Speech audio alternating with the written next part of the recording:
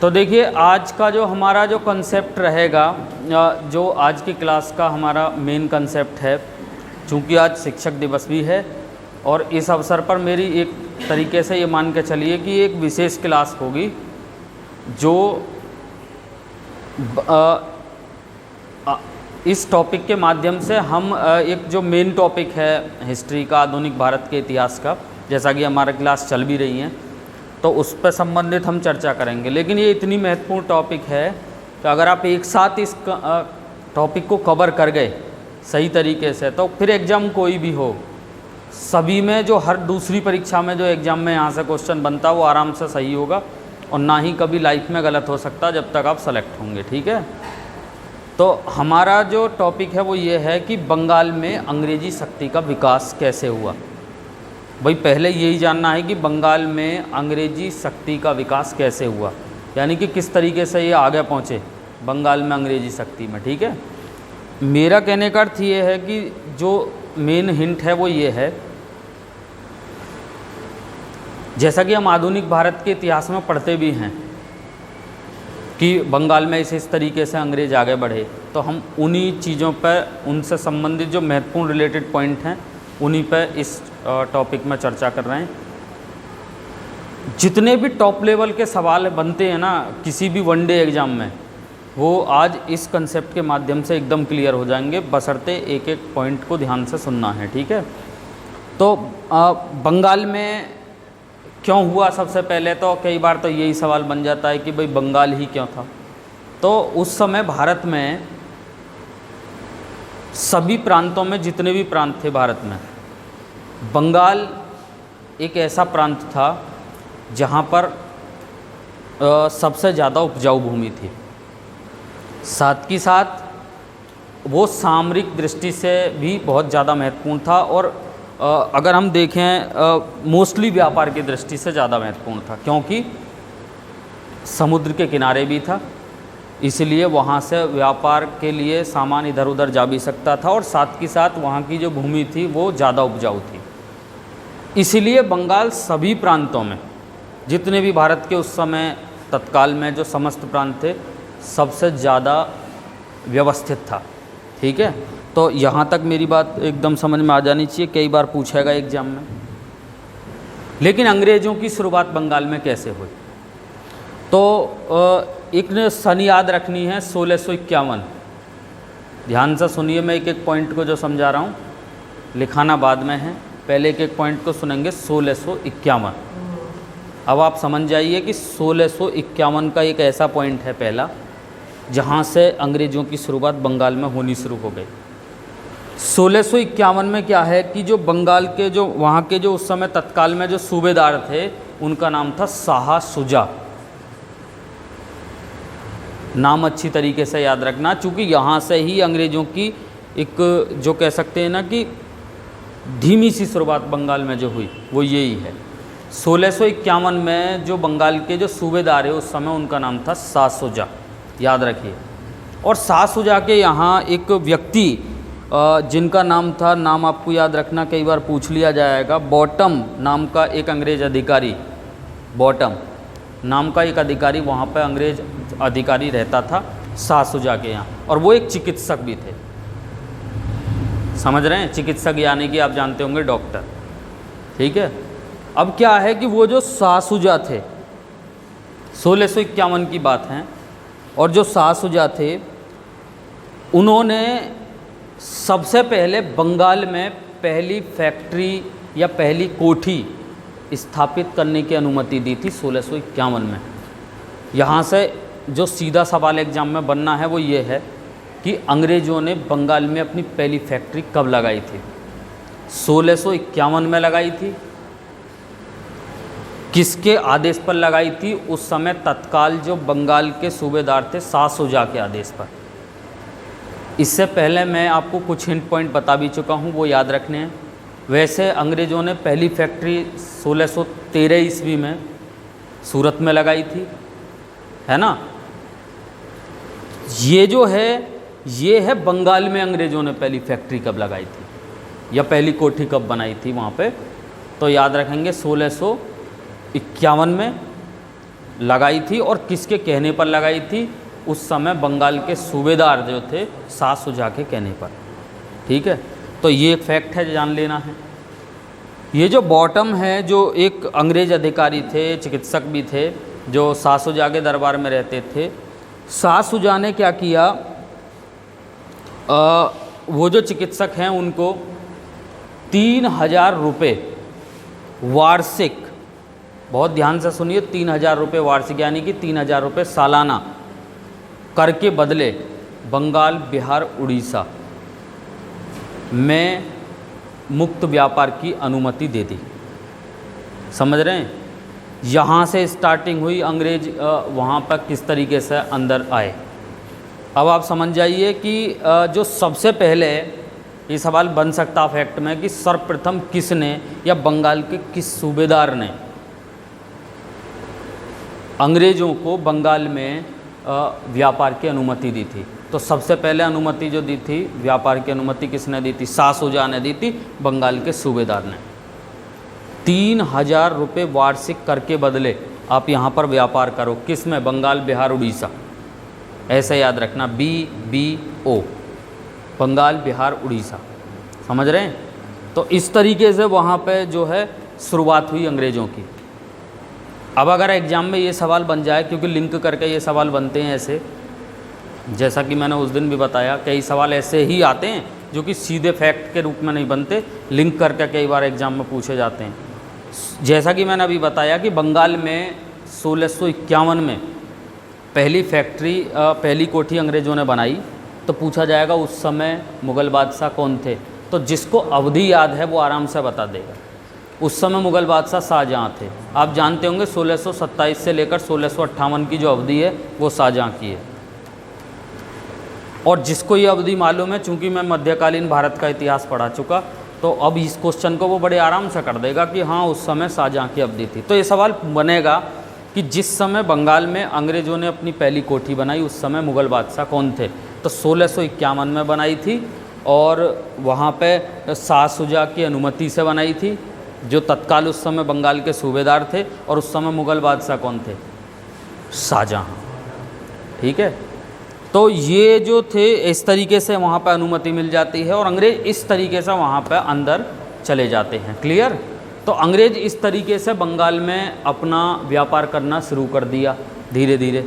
अब आपके समझ में आ जाना चाहिए कि अंग्रेज़ कब बंगाल में अंदर प्रवेश हुए? 1651 जब पहली कोठी बनाई। किसके समय में हुए? शाहजहाँ के समय में। बंगाल में शाहजहाँ के समय में पहली कोठी स्थापित की, ऐसा याद रखना। ठीक है, इसके बाद बंगाल, चूँकि हम बंगाल की बात कर रहे हैं तो याद रखना स्टूडेंट, ये सवाल तो फैक्ट है, क्योंकि ये GD में हो या फिर UP टेट हो, कोई भी एग्जाम में पूछा जाए, बंगाल के प्रथम नवाब कौन थे? तो याद रखेंगे बंगाल के प्रथम नवाब थे मुर्शिद कुली खां। बहुत ध्यान से सुनिए, ये सवाल सीधा पूछा जाएगा। बाद में मैं लिखाऊंगा, एक एक पॉइंट को ध्यान से सुनना है। बंगाल के पहले नवाब अगर पूछा जाता है तो याद रखेंगे मुर्शिद कुली खां। 1717 से लेकर 1727 इनकी अवधि है, ये हमें याद होना चाहिए। क्लियर? लेकिन ध्यान रखना है, कुछ ऐसा फैक्ट भी याद रखना अगर एग्ज़ाम में पूछ ले। देखिए बहुत जो बेहतरीन सवाल है, अगर सवाल एग्ज़ाम में कभी बनेगा ऐसा, अगर पूछा जाए बंगाल के पहले नवाब कौन थे, तब आपका आंसर होना चाहिए मुर्शिद कुली खां। और अगर एग्ज़ाम में पूछा जाए बंगाल के पहले नवाब कौन थे जिन्हें मुग़लों द्वारा आधिकारिक रूप से बंगाल का नवाब घोषित किया गया, अब सवाल का आंसर दूसरा है, तो याद रखना है फिर है अलीवर्दी खां। ये हमें याद होना चाहिए। दोनों सवालों में अंतर है, अच्छी तरीके से सुन लेना है। बंगाल के पहले नवाब मुर्शिद कुली खां और बंगाल के पहले नवाब कौन थे जिन्हें मुग़लों द्वारा आधिकारिक रूप से बंगाल का नवाब घोषित किया गया, तो वो थे अलीवर्दी खां। क्लियर? और अगर पूछा जाए बंगाल के अंतिम नवाब कौन थे, चूँकि हम बंगाल की बात कर रहे हैं तो विशेष रूप से याद रखना, तो बंगाल के जो अंतिम नवाब थे वो थे मुबारक-उद-दौला, जो हमें याद होना चाहिए।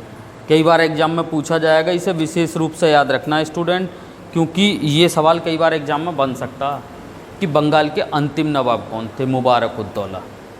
और अगर पूछे एग्जाम में कि बंगाल के अंतिम स्वतंत्र नवाब कौन थे, ये सवाल दूसरा है, तो बंगाल के अंतिम स्वतंत्र नवाब थे सिराजुद्दौला। क्योंकि आप जानते होंगे प्लासी के युद्ध के बाद जो बाकी के जो प्लासी के युद्ध के बाद जो बंगाल के नवाब रहे, समझ रहे हैं, जो प्लासी के युद्ध के बाद जो बंगाल के नवाब बने, जैसे कि मीर जाफ़र बने, हम पढ़े हैं, ठीक है। तो क्या है कि जितने भी आगे नवाब रहे वो किसके अधीन रहे थे, अंग्रेज़ों के अधीन रहे थे। इसीलिए बंगाल के जो अंतिम नवाब थे, बहुत ध्यान से सुनिए, इसीलिए जो बंगाल के अंतिम स्वतंत्र नवाब थे वो सिराजुद्दौला ही थे। तो अब आपके समझ में ये चीज़ आ जानी चाहिए, कई बार परीक्षा में पूछा जाएगा। ये सीधे फैक्ट हैं जो एग्जाम में बनने ही बनने हैं। तो ये बंगाल से रिलेटेड कुछ महत्वपूर्ण पॉइंट हैं जिनकी मैं बात कर रहा हूँ, है ना। तो क्या है कि बंगाल में इसी तरीके से अंग्रेज आते हुए चले गए, ठीक है, जैसा कि मैंने अभी बताया भी है। तो इसमें क्या है कि जो हमें याद रखना वो ये है,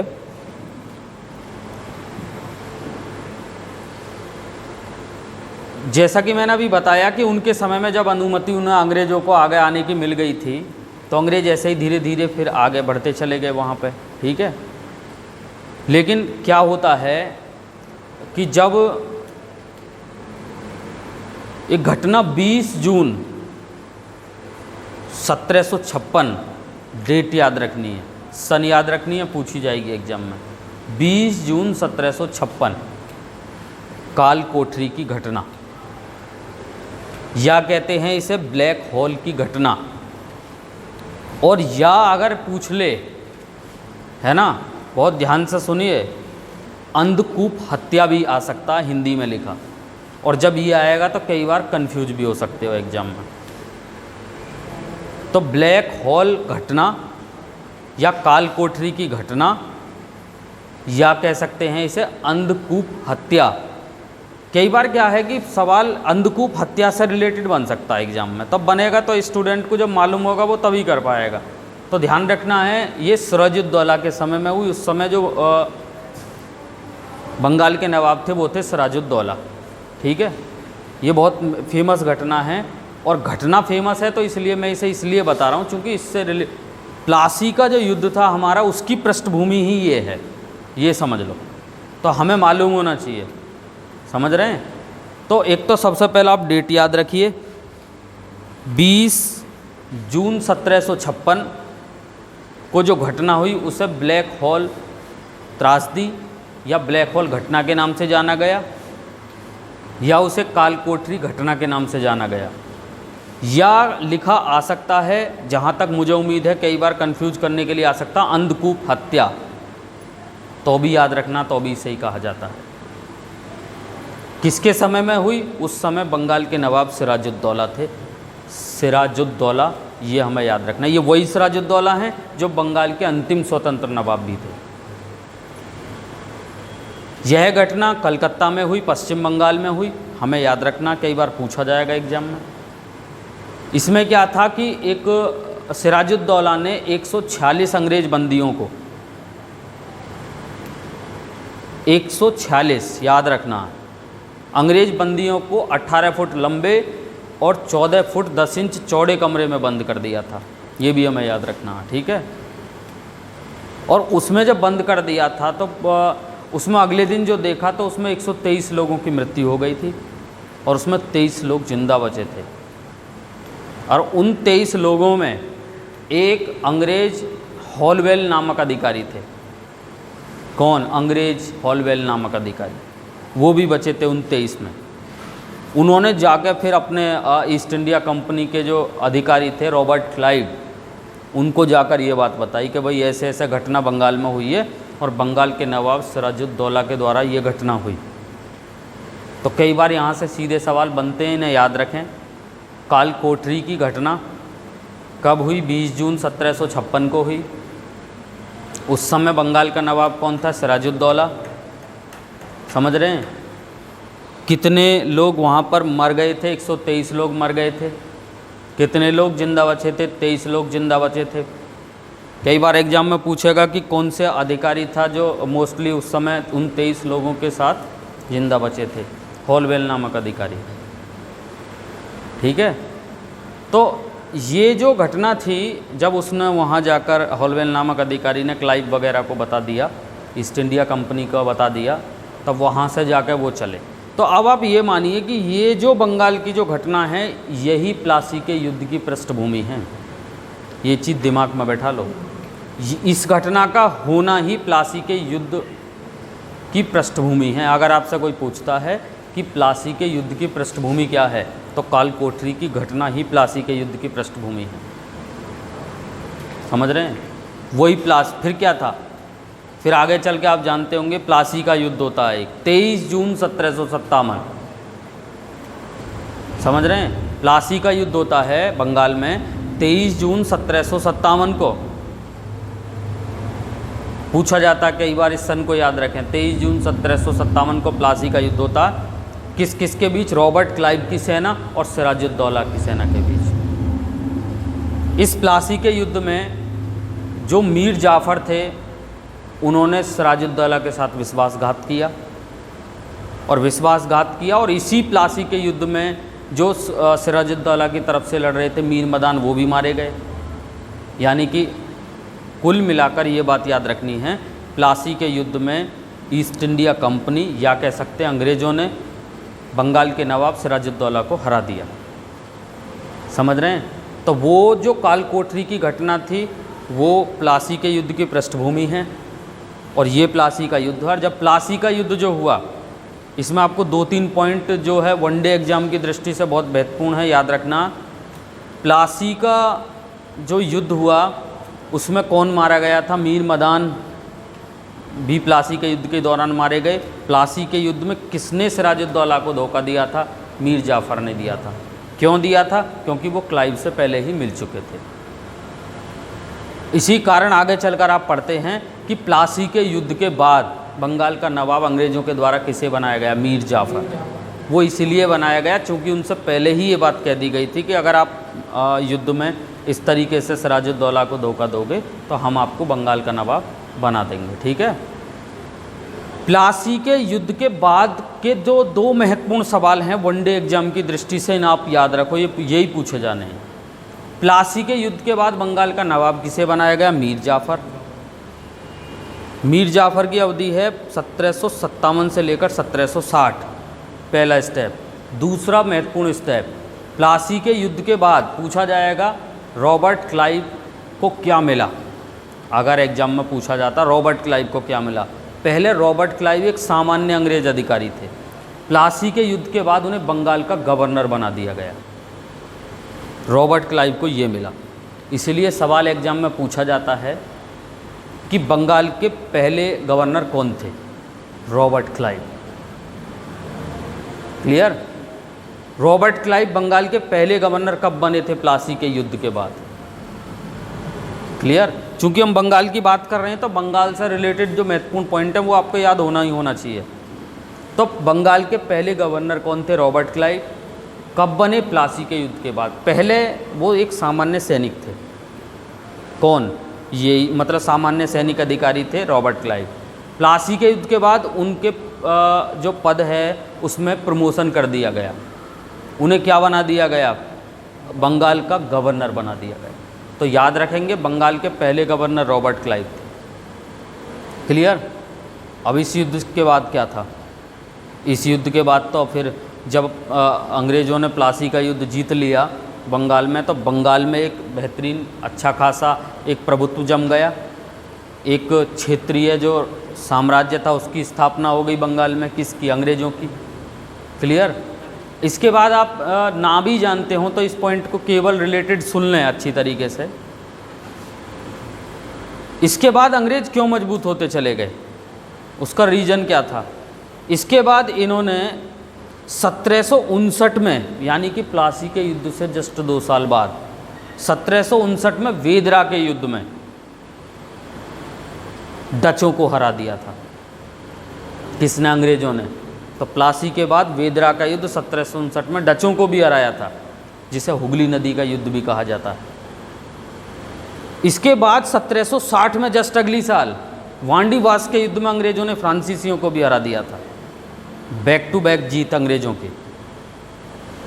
समझ रहे हैं?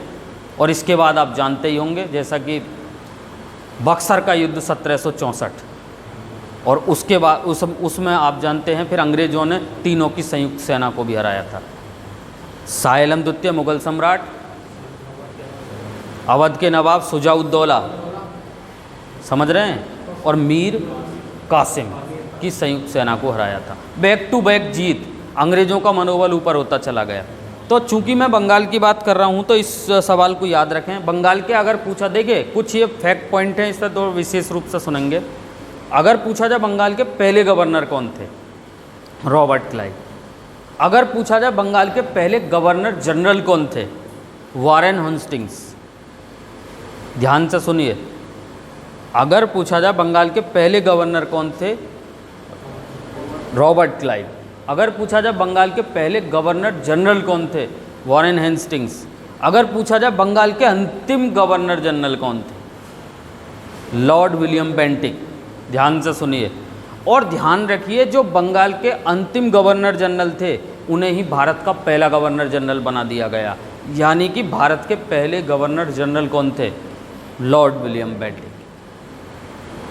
यह हमें याद होना चाहिए, चूँकि बंगाल से रिलेटेड पॉइंट चल रहे हैं, ये हमें क्लियर याद होना चाहिए। ध्यान रखिए, बंगाल के पहले गवर्नर रॉबर्ट क्लाइव, बंगाल के पहले गवर्नर जनरल पूछा जाएगा तो वॉरेन हेस्टिंग्स, और बंगाल के अंतिम गवर्नर जनरल पूछा जाएगा तो लॉर्ड विलियम बेंटिक, और उन्हें ही भारत का पहला गवर्नर जनरल बना दिया गया। तो भारत के पहले गवर्नर जनरल भी कौन हुए, लॉर्ड विलियम बेंटिक। ये वही लॉर्ड विलियम बेंटिक हैं जिन्होंने राजा राम मोहन राय के प्रयासों से सती प्रथा का अंत किया था। ये हमें याद होना चाहिए, है ना। तो बंगाल से रिलेटेड जो महत्वपूर्ण चीज़ें हैं वो याद रखें। कुछ में बंगाल के जो क्रम है नवाबों का मैं एक बार बता रहा हूँ, इस क्रम को ध्यान से सुनना है। जैसा कि मैंने अभी थोड़ी देर पहले ही बताया, सब बंगाल के पहले नवाब मुर्शिद कुली खां 1717 से लेकर 1727। दूसरे नवाब, बंगाल के दूसरे नवाब शुजाउद्दीन 1727 से लेकर 1739। बंगाल के तीसरे नवाब सरफराज 1739 से 1740। बंगाल के चौथे नवाब अली वर्दी खां 1740 से 1756। बंगाल के पाँचवें नवाब सिराजुद्दौला 1756 से 1757। और बंगाल के अंतिम स्वतंत्र नवाब भी सिराजुद्दौला ही थे। ये हमें याद रखना, क्योंकि इसके बाद तो जितने भी नवाब हुए वो अंग्रेज़ों के अधीन थे। इसलिए हमें याद रखना, बंगाल के अंतिम स्वतंत्र नवाब कौन थे, सिराजुद्दौला 1756 से 1757। उसके बाद मीर जाफ़र 1757 से 1760। उसके बाद 1760 से लेकर 1763 मीर कासिम। ये वही मीर कासिम है जिन्होंने अपनी राजधानी मुर्शिदाबाद से मुंगेर स्थानांतरित की थी। फिर 1763 से 1765 फिर से मीर जाफ़र, और फिर 1765 से लेकर 1766 नजमुद्दौला। और अभी जो मैंने आपको बताया वो याद रखना ही है। अगर पूछा जाए बंगाल के अंतिम नवाब कौन थे, मुबारकुद्दौला। अभी जो लेटेस्ट मैंने अभी बताया कि बंगाल के अंतिम नवाब कौन थे, मुबारकुद्दौला, ये याद रखना ही रखना, ठीक है। तो ये कुछ महत्वपूर्ण कंसेप्ट थे जो बंगाल से रिलेटेड कई बार एग्जाम में पूछे जाएंगे। वीडियो को लाइक और शेयर करना ना भूलें।